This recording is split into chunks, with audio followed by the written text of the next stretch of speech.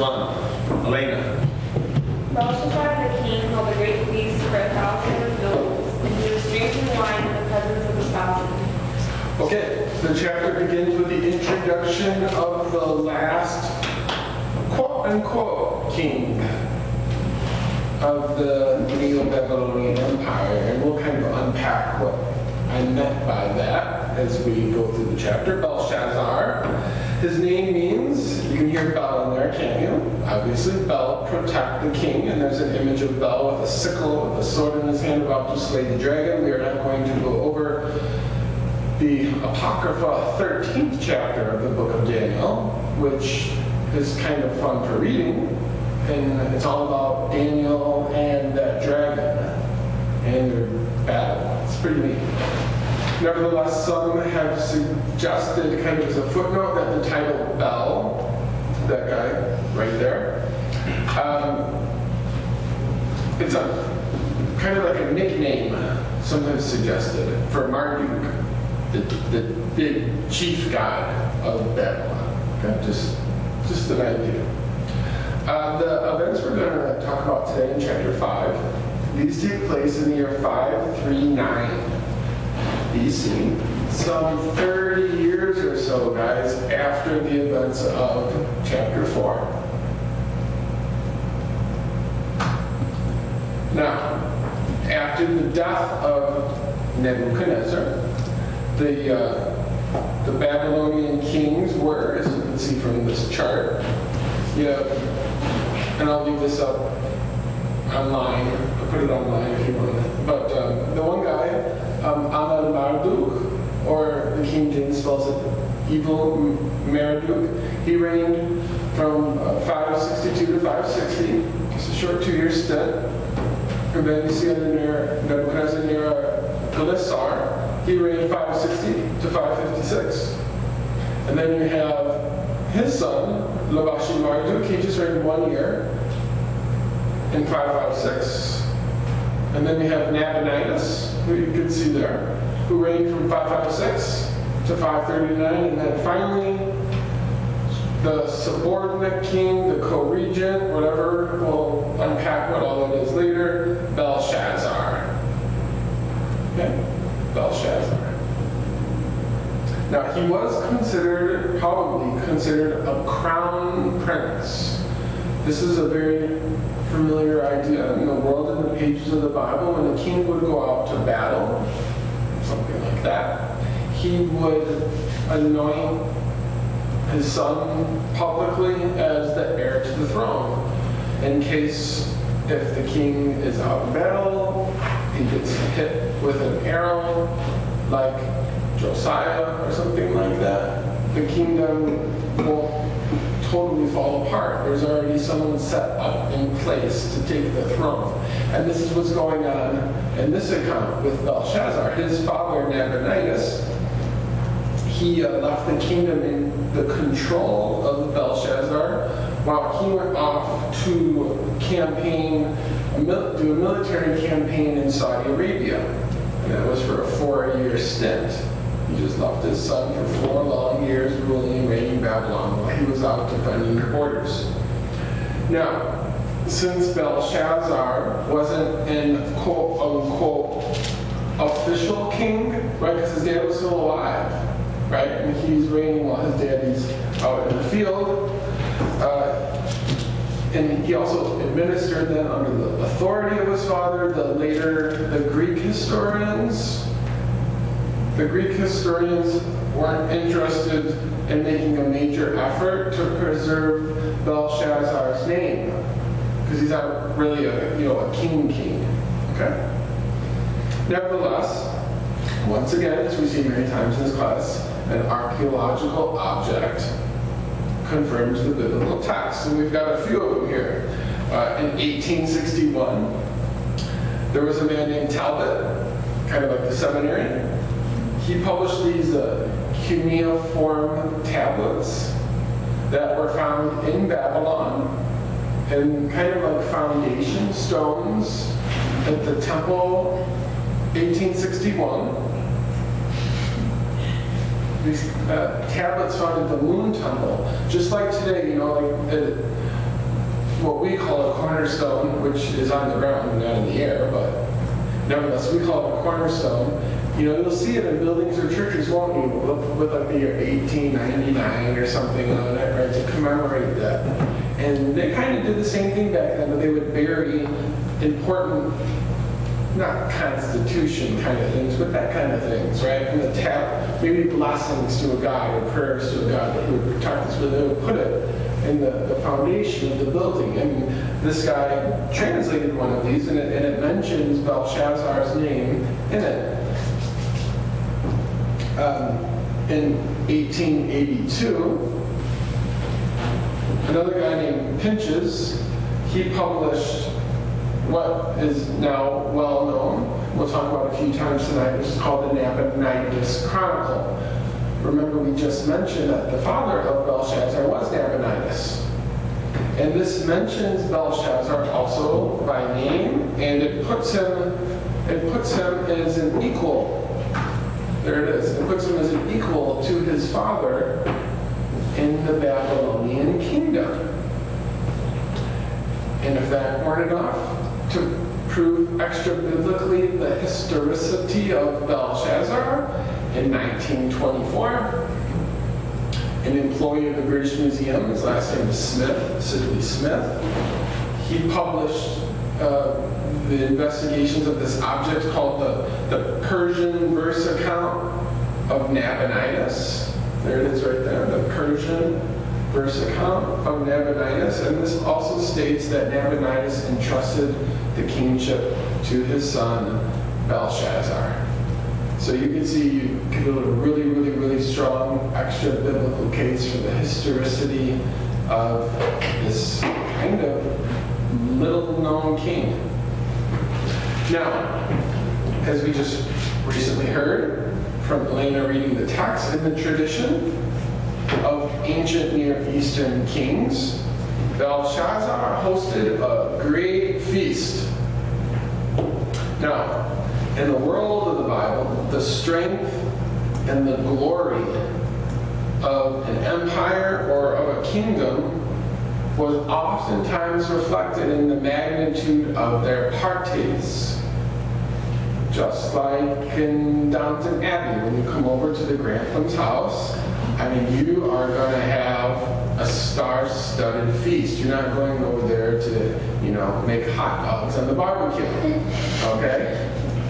So in 869 BC, for an example, there's an Assyrian king named Ashurbanipal II. And he celebrated the completion of building his palace by hosting a banquet that supposedly had almost 70,000 guests attend. Alexander the Great. And there's an image of Nabonidus, of Ashurbanipal. Alexander the Great. In one of the marriages, he had multiple wives. This one took place in Susa, which is the Persian capital, which we'll show on a map later. But nevertheless, there was 10,000 people at his wedding. We invited 1,500 to ours, but only 42 came. Yeah, it's kind of a big deal to get on an airplane, go to the other side of the world to someone's marriage you barely know. So, look at, no reason is given in this verse, guys, for why. But we'll pull out some ideas later. Why was this banquet given? What was the occasion to go to such great lengths to hold such a great feast? Now, there's a Jewish legend, a Jewish interpretation, and we always shouldn't throw out the baby with the bathwater with Jewish myths, legends, and tales, because sometimes there's something there, just like, there's something about Mount Moriah. Out of all the places in all the world, that's the place where Abraham offered up Isaac. That's the same exact place that the temple was built upon. That's the same exact place that the Ark of the Covenant stood. and some are of a persuasion that's the same exact place Jesus will bodily reign from. But Jewish tradition says that's the same exact spot where God created Adam. There's something in that part of the world called sanctity of sight. Sanctity of sight. This happened here. Everyone remembers it happened here. And even if Christian crusaders come in and invade it, even if Islamic soldiers come in and invade it, they're still going to appropriate that legend, that myth that took place there to their deity. Now, the Midrash says the reason the party took place, and it's a nice, interesting reading, is that Belshazzar was celebrating the 70th week of Daniel, but he miscalculated it. Remember, 70 years your people will be in captivity? And so that's the idea that he miscalculated the 70 years and said, aha, look, it's a lie, it's a myth, right? The God of the Israelites isn't really going to bring his people back and rebuild their temple. It's an idea. It's an idea. Verse 2. Also, he could have flaunted the Persians that were all around him. He had these 2 walls, and he had 20 years of grain stored up. So he's kind of, oh yeah, these guys are operating. Exactly. It's fun to think aloud, but when the Bible doesn't tell you why, just kind of what are the possibilities of this? Good. Verse 2. Liz. Belshazzar, while he tasted the wine, commanded to bring the golden and silver vessels which his father Nebuchadnezzar had taken out of the temple which was in Jerusalem, that the king and his princes, his wives, and his concubines might drink therein. Okay. In the midst of the party, in the midst of his drunken stupor, he commands to bring the holy vessels that were taken out of the temple in Jerusalem, and they were likely stored in the temple of Belus, B-E-L-U-S, one of the many Babylonian temples within the double-walled city of Jerusalem. And he commands for them to be brought forth. Now, if we're saying maybe they are celebrating the miscalculation of the 70th week of Daniel, maybe this is an idea of why he would drink from the cups taken from the city and centered in the midst of that prophecy.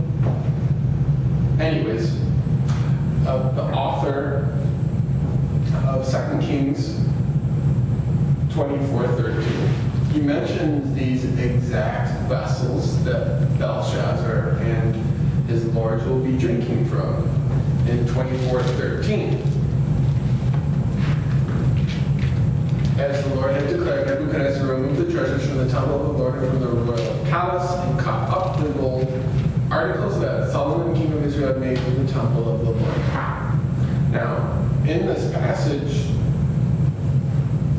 Nebuchadnezzar is called his father. And we saw from the chart that in our way of thinking, he wasn't his father. And that's because in Aramaic or in Hebrew, there's no word for grandpa. And there's no word for great-grandpa, etc. It's just Abba. And you just need to let common sense and the regular reading and the context tell you, okay, is this his grandpa, is this his father, or what's going on here? Now, it is possible that Belshazzar was Nebuchadnezzar's grandson. Okay, it's possible that he was his grandson. Because in Jeremiah 27:7, it says, speaking of him, all nations will serve him, Nebuchadnezzar, and his son, and his grandson, until the time for his land comes. Then many nations and great kings will subjugate him. So it's very possible that Belshazzar was the grandson. And that makes sense, doesn't it? In the monarchy of Babylon, you just pass the baton of leadership down from generation to generation, just like the Israelite kings did, right? Solomon, Rehoboam, Abijah, Asa, Jehoshaphat. And then once in a while along the way, right, we get a coup d'etat but for the most part, it's just father to son down the line. Okay, so maybe his grandson. And that'll tie in a little later. Verse 3. Zach. Then they brought the gold vessels that had been taken from the temple of the house of God, which had been in Jerusalem, and the king and his lords, his wives, and his concubines drank from them. Very good. Ezra 1:11. Ezra 1:11 tells us that there were exactly 5,400 of these vessels taken from Jerusalem by Nebuchadnezzar. And all their 5,400 articles of gold and silver, Sheshbazzar brought all these along with exiles when they came up from Babylon to Jerusalem. Now, of course, these vessels were sacred to the use of Yahwistic worship, of Yahweh worship on the Temple Mount, and now they're being put on display, flaunted to symbolize the conquered status of the little kingdom of Judea. And another point, remember guys, that these vessels, these 5,400 vessels, are the only physical, material link you could hold, you could touch, etc., that the Jews had. Not only of their past, but for the future hope of a second temple. Right? When they go back home, however you want to start the 70th week clock, if you want to start it in 605, or you want to start it in 586, wherever you want to start it, when they go home, they take these with them. Okay. Verse 4. Verse 4. Wesley. They drank the wine and praised the gods of gold and silver, bronze, iron, wood, and stone. Okay. So these idols of bronze, etc., etc. Metallurgy, the making, the forging of metals.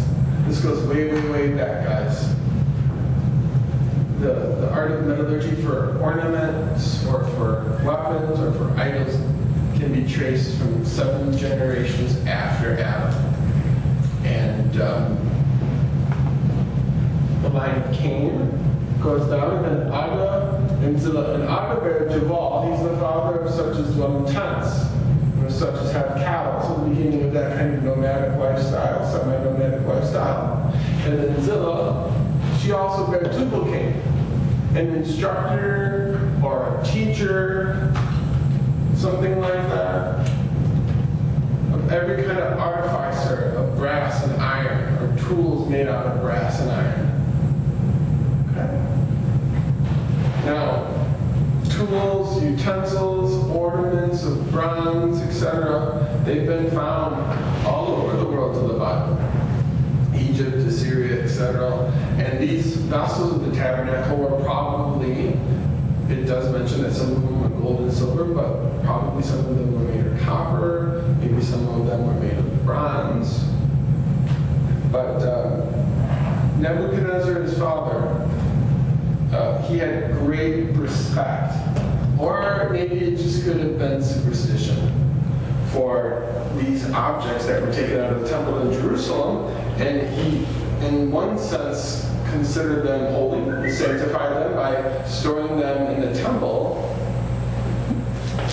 treasury, right? The temple of Esaglia, right there in the center of Babylon. But his rebellious, his obnoxious, heretical grandson, if you want to call him that, in his drunken orgy, blasphemes the God of Israel by bringing these vessels out. Verse 5. Jane? Suddenly the finger of a man's hand emerged and began writing opposite the man's hand on the plaster of the wall of the king's palace. And the king saw the back of the hand that did the writing. Okay, the writing took place on plaster, guys. Now, plaster is oftentimes a mixture of lime and sand and water, and when it's mixed up together, it starts to become a little gummy, kind of like not paint, but a little more thick. And then you would take that and you'd apply it to a stone wall. And then when you were finished with it, it would almost sparkle. Okay, it would give warmth to a room. What you're looking at here is a plastered wall that had then applied to the plaster, not a fresco, but it was another layer that, this is from like 800, 900 BC, and it was found in a place in the east bank of the Rift Valley in modern-day Jordan, called a place called Deir Allah. And what this is the famous Balaam text. You know, Balaam the son of Beor. And so you're talking 600, 500 years after Numbers 24 through 27 was written. Balaam was still so popular in that region that there was, some think it was a school of the prophets of Balaam or something like that was going on there, that they wanted to plaster the stone wall and then write this text on the wall, on the plastered wall. So this is kind of, if you were to use your sanctified imagination and polish it up, right? You just have this wall in the palace. Who knows what color it was? It was probably white. Okay, and just like they wrote on their walls, that's what's happening here. Well, not really. Now, the writing took place, we see here, opposite a lampstand, which is an interesting detail. And of course, it was written next to the lampstand to advertise the writing, to make the writing visible. But some have suggested that it's quite possible that this was the lampstand taken out of the temple in Jerusalem. I mean, if you're going to bring out the drinking vessels, why stop there? You know, just empty it. And it's very possible that the menorah is the lampstand that's being spoken of here.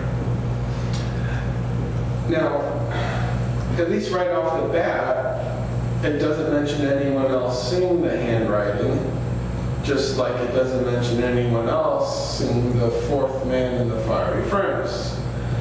But a little bit later as the story goes, if you were watching this as a movie, you might think, is he the only one who saw it? Right? But as the story kind of unpacks itself, we'll see that the Magi are also able to see it.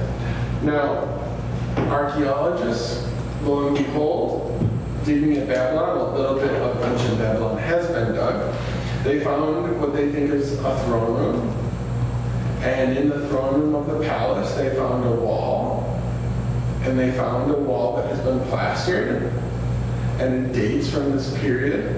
And it's 173 foot long and 56 feet wide. Okay? Pretty neat.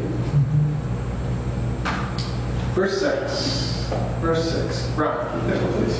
And the king's countenance was changed, and his thoughts troubled him, so that the joints of his loins were loosened, and his knees smote one against another. So this superstitious king, he likely thought that this miracle was a vindication of the power, the holiness of this Most High God whose vessels he just violated. So terrified was the king, guys, that the color went from his face and his legs gave way. And this is a very common ancient Near Eastern description to express terror in someone.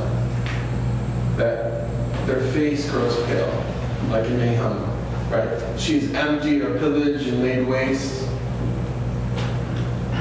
Hearts melt, knees give way, bodies tremble, and every face grows pale.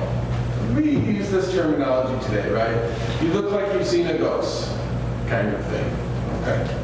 I had a verse one translation where the loins loosened and that he moved to his hands. That's possible. Yeah, you know, that's interesting. His loins loosened. I like it.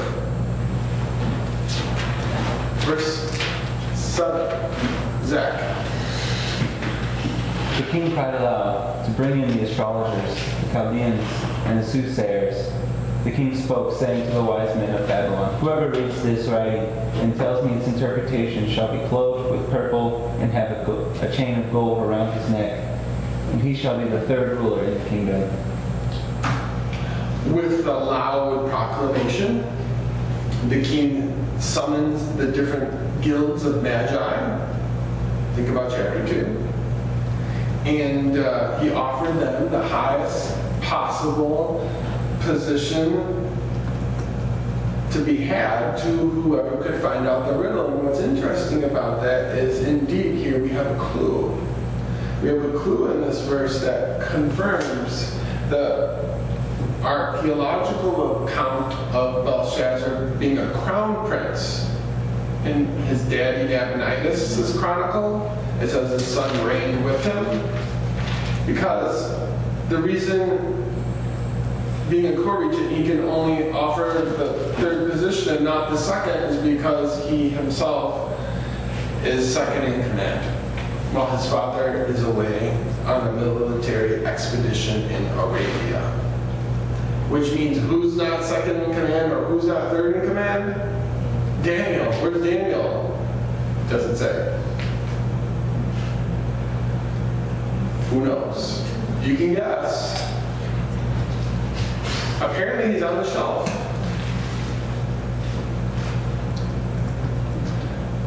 Verse 8.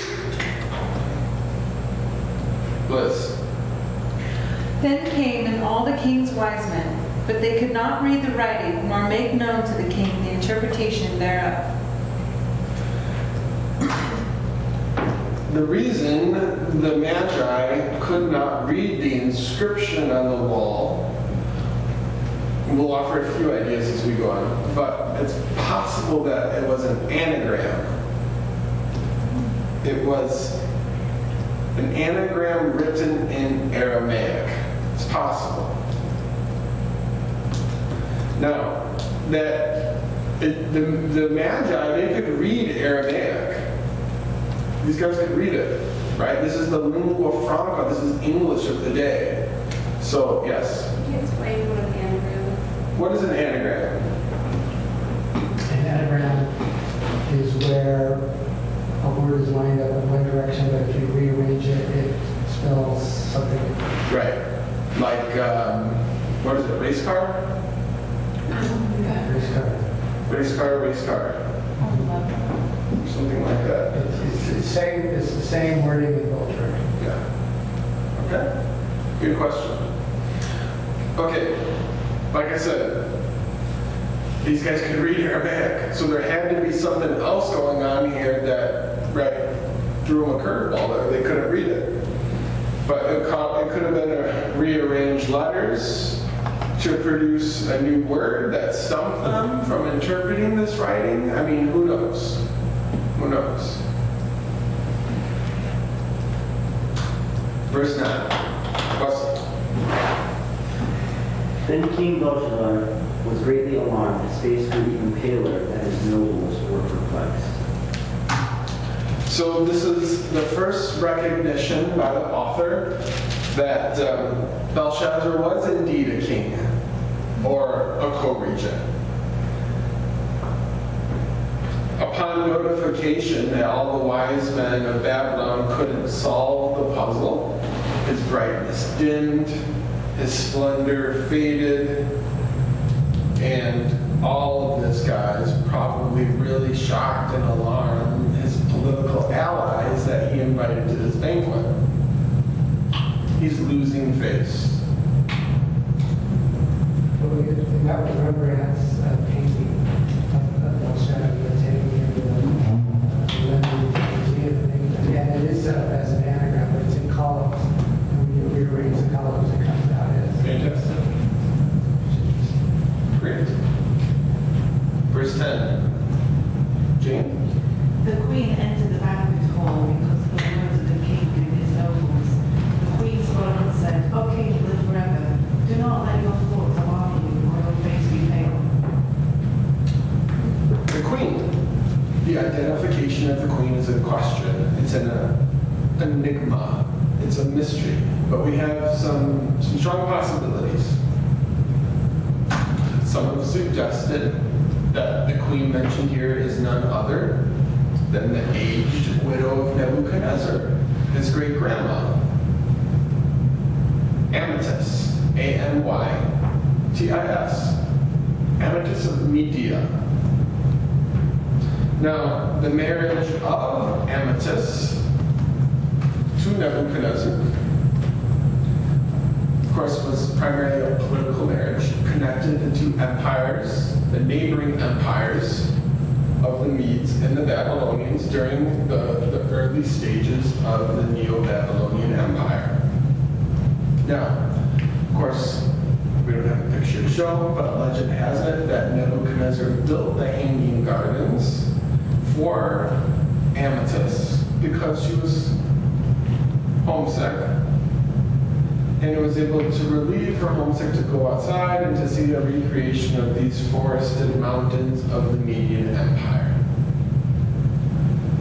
I don't think, young one, that we can build any forest for you here to relieve your homesickness, but yeah. You can have Korean food. There you go. Now, another possibility is the queen could have been his mom. And that is Nitocris, Nitocris. And she, guys, she's the daughter of Nebuchadnezzar. Okay? We'll unpack that a little more as we go. Verse 11. Brian, get that one, please.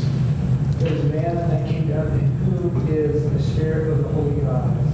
And in the days of thy father, light and understanding and wisdom. Like the wisdom of the gods was found in him, whom King Nebuchadnezzar, thy father, the king, I say thy father, a master of the magicians, astrologers, Chaldeans, and soothsayers.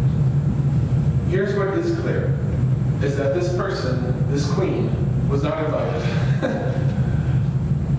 Or she deliberately chose to stay away from this blasphemous drunken orgy. One of the two. She was calm, she was dignified, she was absolutely positively sure who was the solution to the problem of the king's dilemma. Evidently, the queen was very knowledgeable about the ministry of Daniel the prophet, about the God of Daniel the prophet, and Belshazzar was not. Even though it's possible that Daniel was still in his court. Now, preaching point to take home is you're interested in what or who you want to be interested in, and you are not interested in who or what you do not want to be interested in. Okay? Now,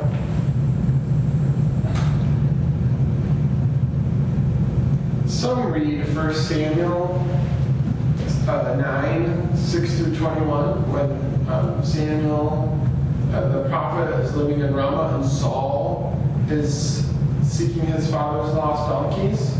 Some read that as Saul not being aware of Samuel, even though all Israel knew that Samuel was the prophet of God.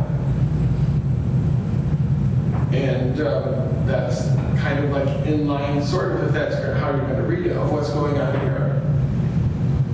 It's also possible that Daniel, like we said, was demoted from his high position after the death of Nebuchadnezzar, which happened in the previous chapter. And that could very plausibly could have happened.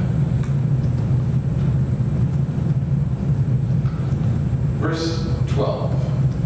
Elena?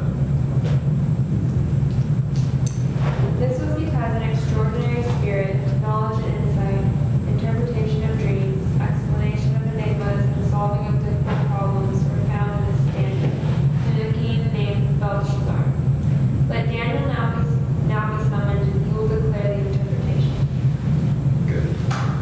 Now, the queen continues to praise Belteshazzar And she recognizes him, though, interestingly enough, by his Hebrew name, Daniel. Unlike, as we'll see momentarily, the King Belshazzar, who wants to degrade him as being a Judean slave. She recognizes Daniel as having gifts, supernatural gifts from the God of the Israelites, that he alone is the master of the magicians, and he alone can dissolve any of the doubts that the king has and can solve his difficult problems. By the way, that's Daniel in Hebrew. Verse 13. Verse 13. Ron, you got that one, please? Then was Daniel brought in before the king, and the king spake and said unto Daniel, Art thou that Daniel, which art of the children of the captivity of Judah, whom the king my father brought out of Judah? Okay. Once again, just like in chapter 2, Daniel enters the scene once the Magi of Babylon fall. Interestingly, the king does here address Daniel by his Hebrew name, and this could be because of one of a couple of reasons. Number one, it could be out of spite, because the names Belteshazzar and Belshazzar, you can see up on the screen here. I mean, there's not much difference, is there, between the two names? Just the third letter. And he could be out of spite calling him that because he doesn't want any connection between the two. There's a story of Alexander the Great walking to a military camp, and one of the guys at the night watch is sleeping, and Alexander finds him sleeping and wakes him up and says, "Okay, what's your name?" And the guy said, "My name's Alexander." And Alexander's like, "Well, you either have to die right now or change your name." Okay, and maybe something sort of along those kind of lines is going on here. Could Belshazzar have come after Daniel was brought to Babylon? Like Well, after? that's a good question. How old is Belshazzar, right? Yeah. And we don't have any clues, really.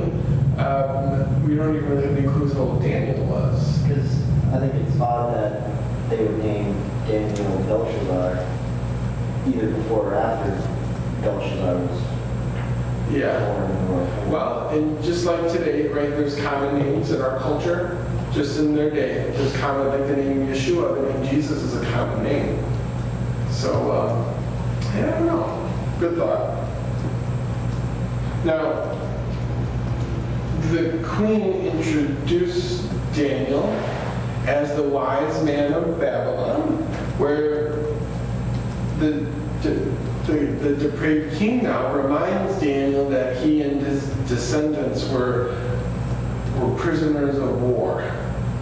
And having just put Daniel in his place as crown prince, right, you're a captive brought here in chains, I'm the king, kind of thing.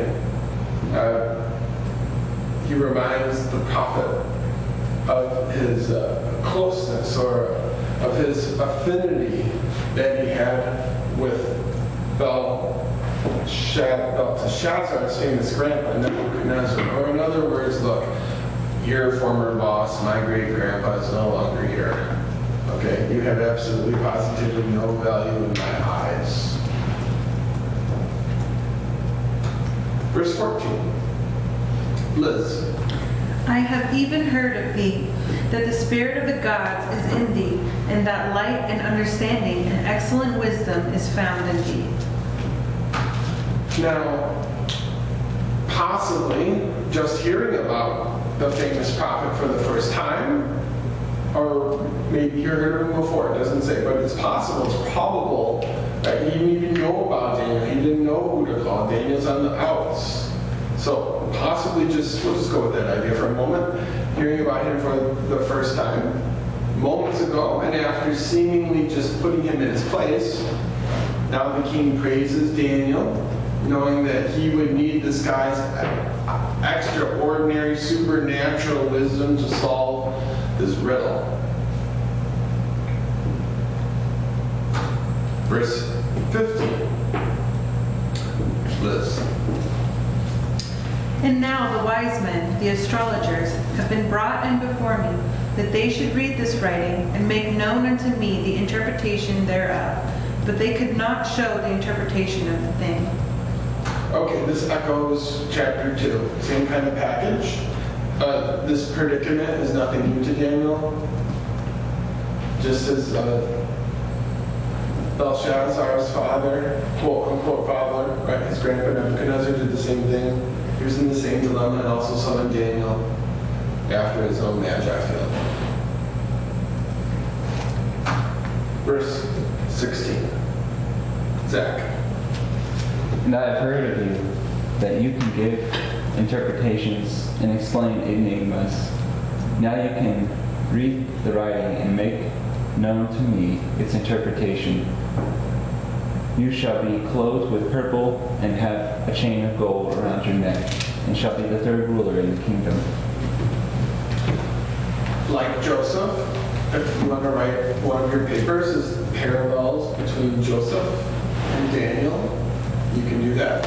Like Joseph, again, we've seen this over and over in this book, the Hebrew prophet, in whom the Spirit of God dwells, rises through the ranks of a Gentile, foreign, enemy world power, and in doing so, he ends up glorifying the Most High God as the only one true and living God. And Belshazzar almost exactly echoes the words of the Pharaoh. So whoever, Daniel writing this, right, he's thinking of Genesis chapter 41. And he's using it as almost like a pattern or a cookie cutter, or, right, he's just replicating the words almost of the Pharaoh in the Joseph account, and then Belshazzar here. And we see that in Genesis 41:14, and then in 41:42, just like Belshazzar, Pharaoh took off the signet ring from his finger, put it on Joseph's finger, dressed him in robes upon him, and put a gold chain about his neck. Same kind of thing. Okay? Same kind of thing.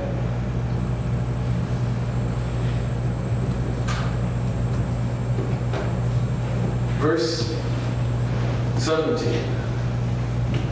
Jane, got that one?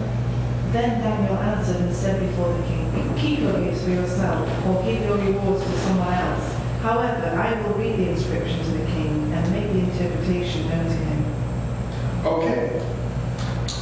Like Daniel's descendant, like his exalted father, that's what the name Abraham means, Daniel refuses to take any gifts from the hand of the wicked, just like Abraham refused to take any hands from the wicked king of Sodom, and not only a wicked, but a pagan Gentile king. Genesis 14 and 21 through 24. This is after Abram returns from battle, retrieving his brother, it says in King James, or his cousin, Lot, and the king of Sodom.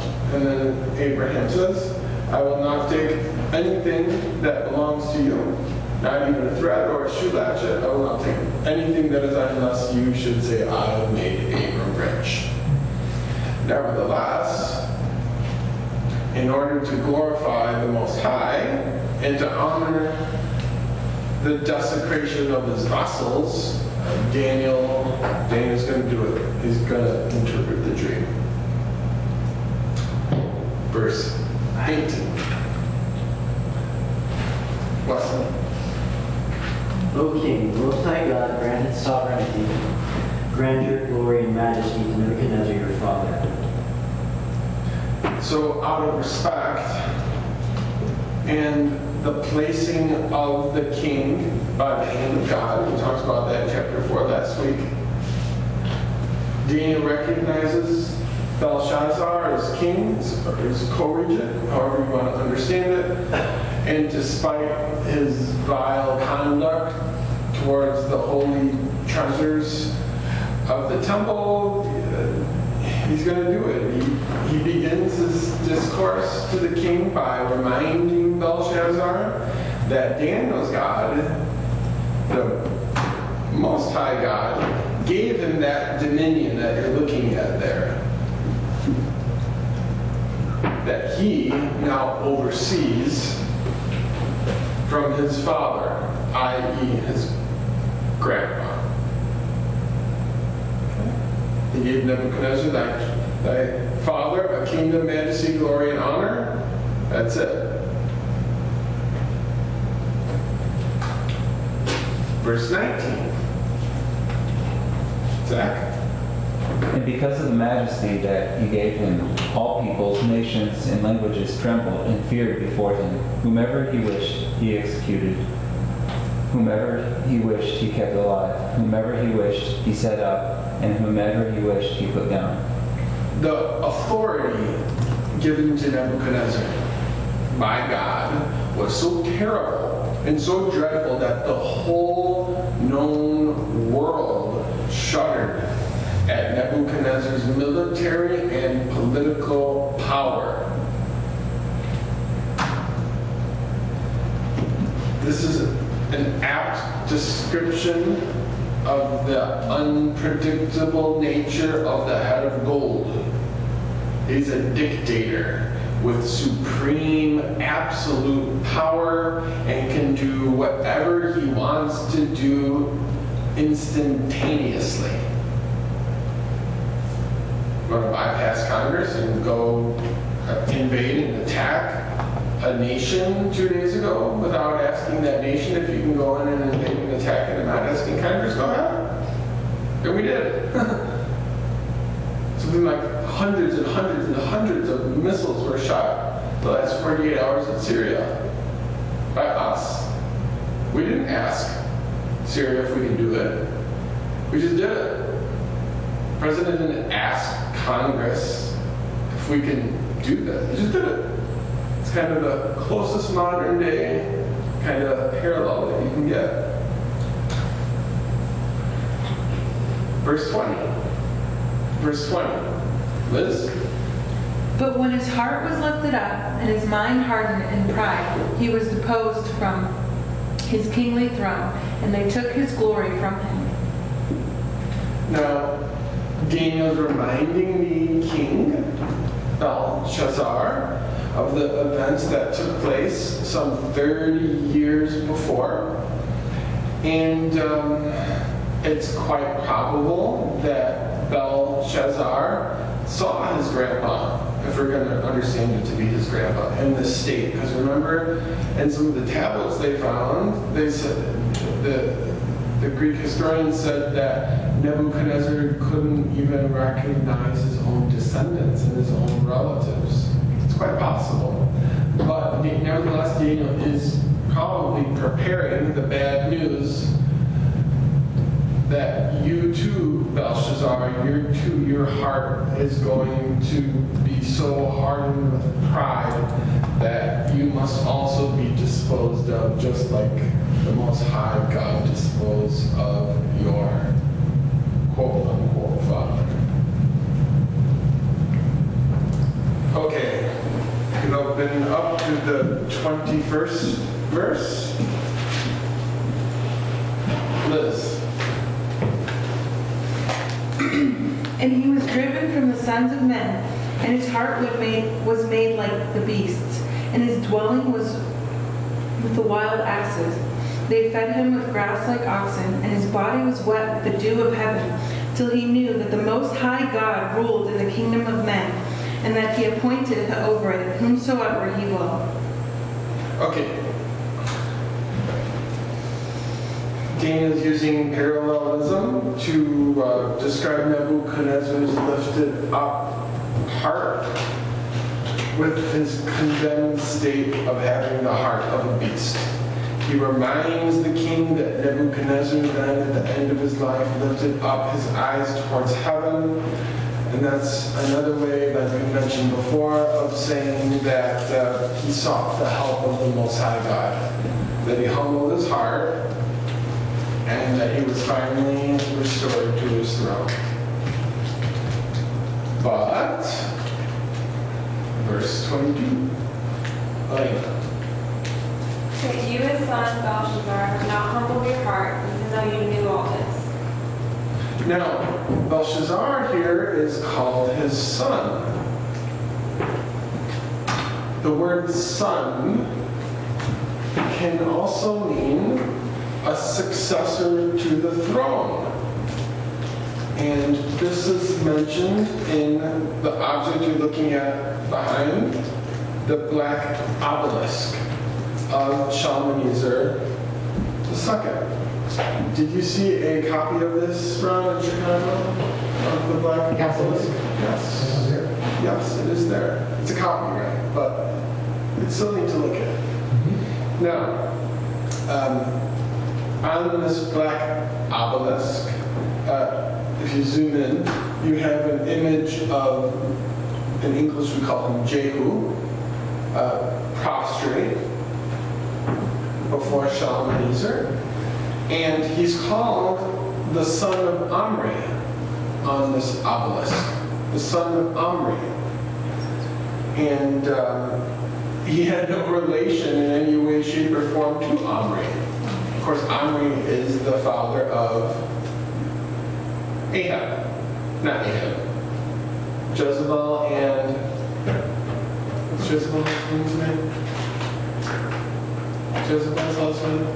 Yeah, Ahab. I thought I was right.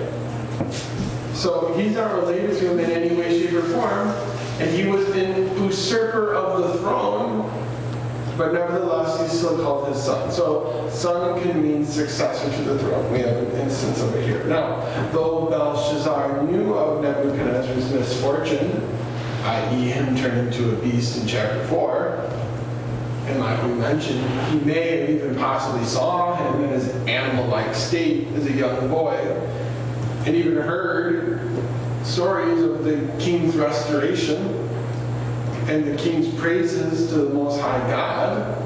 Right, the last words out of his mouth in the book are praises to the Most High God. He, just like Pharaoh, he hardened his heart to the Most High God.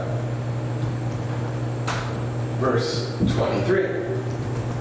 Jane. For you have exalted yourself against the Lord of heaven, and they have brought the vessels of his house before you, and you and your nobles, your wives, and your concubines have been drinking wine from them, and you have praised the gods of silver and gold, of bronze, iron, wood, and stone, which do not see, hear, or understand. But the God in whose hands are your life breath and your ways, you have not glorified. Just as a factoid, this is the only time in the whole Bible that the designation Lord of Heaven is used. Nevertheless, Daniel informs Belshazzar that the reason that the Lord of Heaven is going to destroy him and destroy his kingdom was the desecration of the sacred temple treasures. And there's a replica of what some of them may have looked like. Now, no pardon is going to be available for the king in contrast to his grandpa, because he, Belshazzar, is openly, he's defiantly rejecting the message that God gave through Nebuchadnezzar. God has a long patience. D.L. Moody, when he would preach, would be followed around by a guy named, what was his last name? Ingerhausen. And Moody would stand up, preach a message in Chicago on the street corner, and then this guy would follow Moody quite often. And would say, I give the so-called God of heaven that Moody preaches about 1 minute to strike me dead. If he's so real, let's see it. You know, and the crowd would just be aghast. What is this guy doing?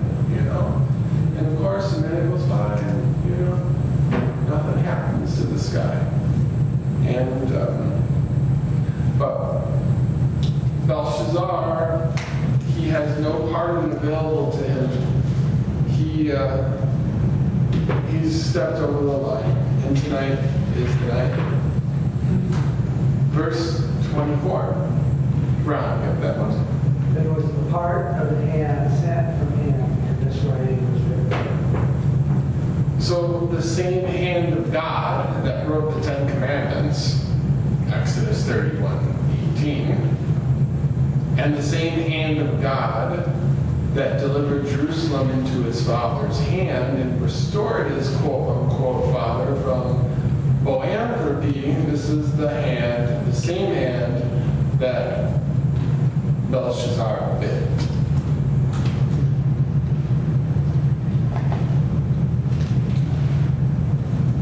Verse 25. Wesley, got that one, please. Now this is the inscription that was written out. Mene, mene, tekel, us. The doomed king is now given what he wanted all along. The interpretation of the foreboding, supernatural, Aramaic message or anagram, whatever puzzle it was. Now, it's possible, guys, that the words were written without vowels and appeared without word divisions, which would have compounded the problems the Magi were having in its interpretation. So the English translation may have just read something like this, like NNNTKLPRS. Like that. Without any vowels, right? And without a division between the words. It's possible. What would cause these guys who know Aramaic not to be able to read it or understand it? Because in this, you're not talking about any kind of like gold-headed statue that's being smitten by a stone cut out without hands. They're just 4 words. I mean, you have to unpack what they mean to the king, but well, let's continue. Verse 26. Zach. This is the interpretation. Each word, meaning God has numbered your kingdom and finished it. Okay, the first 2 words are repeated. And this is to emphasize its meaning. So, what does the Aramaic word mene mean?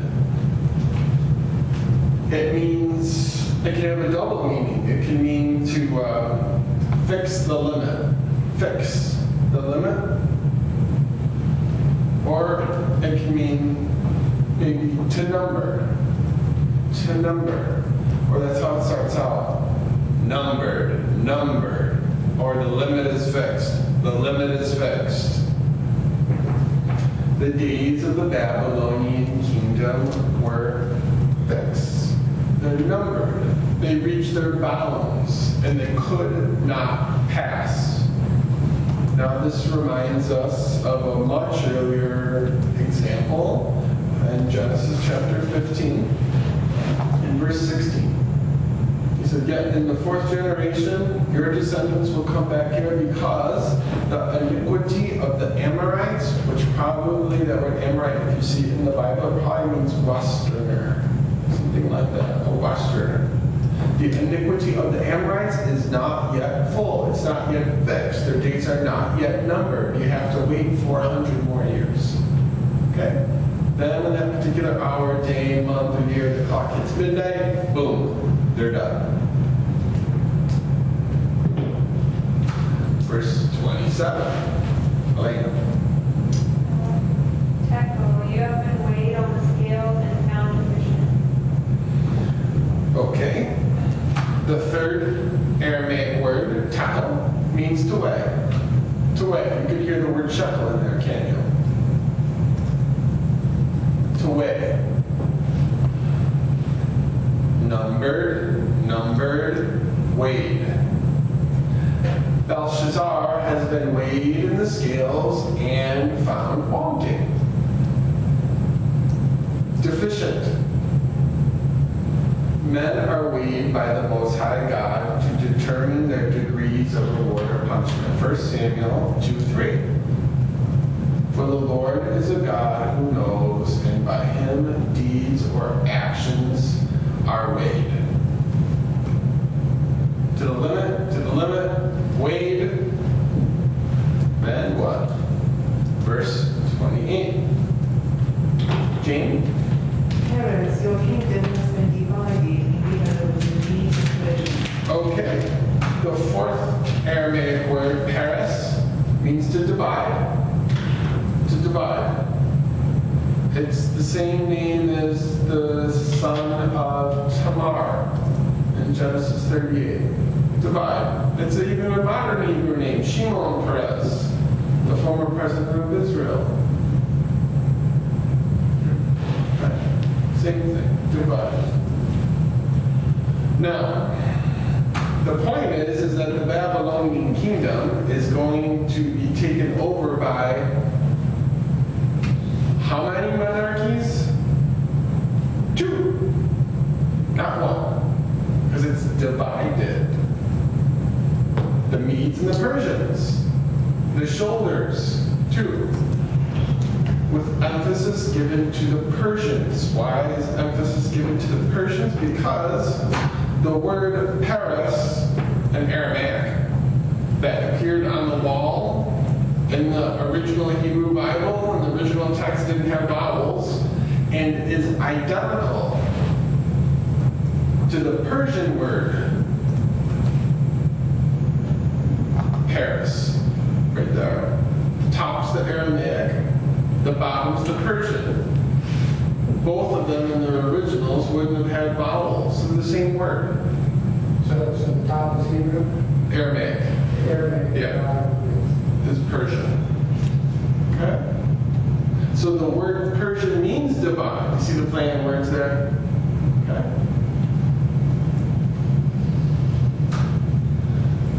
Verse 29. Rob, got that one. Then commanded Belshazzar, and they clothed Daniel with scarlet, and put a chain of gold about his neck, and made a proclamation concerning him, that he should be the third ruler in the kingdom. Okay. True to his word, the doomed king publicly honors Daniel once again. And in order to save face, probably as well, he presents Daniel those promised gifts, though Daniel previously rejected them. Belshazzar also reestablished Daniel from his possible demoted position on the outskirts of the kingdom. And again, he was next in line to rule and reign in Babylon, and in the province of God, he reinstates him in this extraordinary high position the same night that the kingdom falls. So which we'll get to in a moment. So when the next empire, the divided, the Medes, Persians, we just saw, comes in, Daniel's already set and established in the hierarchy of the Babylonian government. He's still on the outs. Verse 30. Liz. In that night was Belshazzar, the king of the Chaldeans, slain. Scripture does not tell us the details of the events that transpired this night, or about the death of the king, or about the subsequent overthrow of the Babylonian Empire by the Medes and Persians. How in the world are we, do we fill in the details here of what happened? Now, a couple sources. The Nabonidus Chronicle tells us, there it is again, that Babylon and its great empire fell into the hands of the Persians on the same night, October 12, 539. While the attention of the city was drawn towards the feast, the Persians, well, what did they do? Well, let's go right to the primary source. The account is elaborated on by the Greek historian Herodotus. Here's what he says. Remember all these events right now that I'm going to read to you, these are all taking place just as Daniel is interpreting the dream to Belshazzar. He, Cyrus, posted his army at the palace where the river goes into the city. It's right here, guys. Okay? Cyrus is posting his army here. Belshazzar, everyone else is right here. Okay? And another part of it behind the city where the river comes out of the city, and told his men to enter the city by the channel of the Euphrates when they saw it was to be fordable. That is to say, when the river makes it possible for you to enter in, because the river would have gates in it. Right? All right. When this happened, the Persians who were posted with this objective made their way into Babylon by the channel of the Euphrates, which had now sunk to a depth about the middle of a man's thigh. So the water's up. Now, to here only, because they diverted it, now you can go under the gate. Okay? Go into the water and then come up out of the water. But as it was, the Persians took them, that's the Babylonians, unawares. And because of the great size of the city, which we talked about last week, right? Those who dwell there say, those in the outer parts of it were overcome. That is to say, the suburbs of the city were physically overcome by the Persians.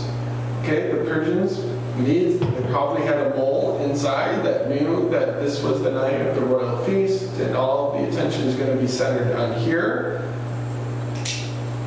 But the inhabitants of the middle part, that is to say the inside right here, they knew nothing of it. That is to say of the Persians attacking them. All this time they were dancing and celebrating a holiday which happened, that's the holiday of the chapter, we're talking about to fall on them until they learned the truth only too well. Okay? See, it very nicely fills in the cracks. Because this verse right here, in verse 30, was like 10 words in English, that's it. And you really have to go to extra biblical sources to kind of, sharpen the picture, as it were. Verse 31. Liz. And Darius the Median took the kingdom, being about 62 years old. This ruler's name, Darius. Darius. Now, some understand Darius to be a title. Okay? Some understand his name to be a title, just like Pharaoh. Pharaoh means great house. Just like Ben-Hadad, the king of Damascus. So some understand Darius to be a title, and it means the holder of the scepter. The holder of the scepter. Now, some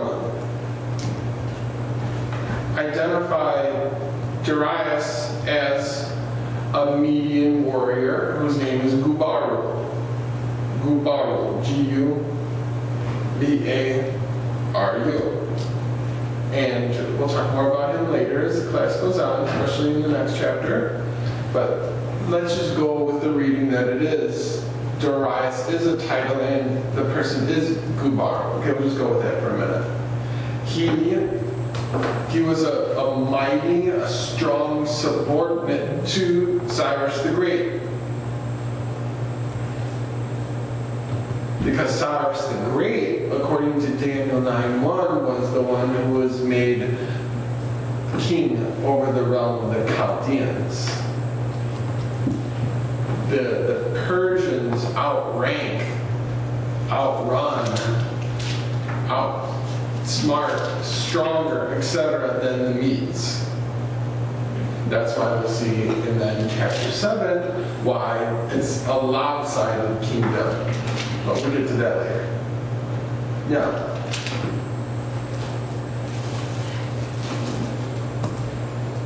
the Nabonidus Chronicle, which we've been talking about a few times tonight. Here's a translation of it, and let's just read this part, starting in line 15. Ugbaru, or Gubaru, okay, the governor of Gutim and the troops of Cyrus, as they say, this ruler is a subordinate to Cyrus the Great. He entered Babylon without a battle. We just read about that from Herodotus.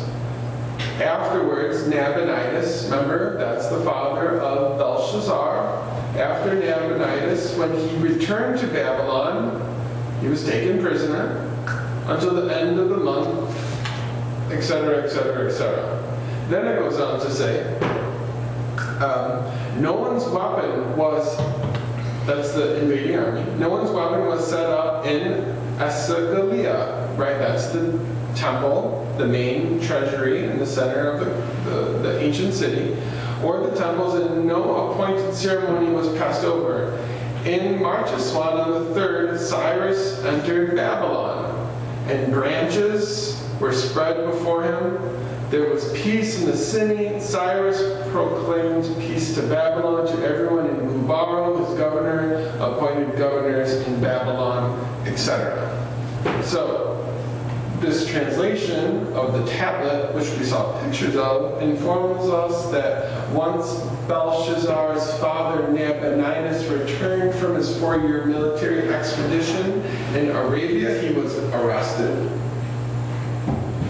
And once the city was at peace and everything was cool and calm, then Cyrus the Great entered Babylon. And as we just read, the inhabitants laid green branches, palm branches before him as he entered into the city. Now, after Cyrus sent his best wishes to the city, the tablet then goes on to say that Darius installed, not himself, but Cyrus installed Darius as the sub-governor of Babylon. Okay? So Cyrus then, after walking in and everyone laying branches before him, appoints Darius as the governor, the sub-governor of Babylon. Well, then Cyrus goes out and does his own thing. So that's why when you get to Daniel chapter 6, verse 1, it says, it pleased Darius to set over the kingdom 120 princes, which should be over the whole kingdom. Okay? That's a reading. Some people don't understand, some people understand Cyrus and Darius to be one and the same. Okay? Smart people. Okay? So this isn't something that we're going to expect to iron out right now. If you want to write a paper on it, you can do that. You know, are these guys one and the same? Are they two different entities? And reading of this, you know, this really seems to differentiate the two, doesn't it? There was peace in the city. Cyrus proclaimed peace to Babylon, to everyone in Gubaru, his governor. It just seems that they're two, you can't get around it, you know. These are two distinct persons who then, for the rest of the book, guys, especially chapter 6, chapter 7, etc., 8, these guys are going to play a really strong role in the rest of the book.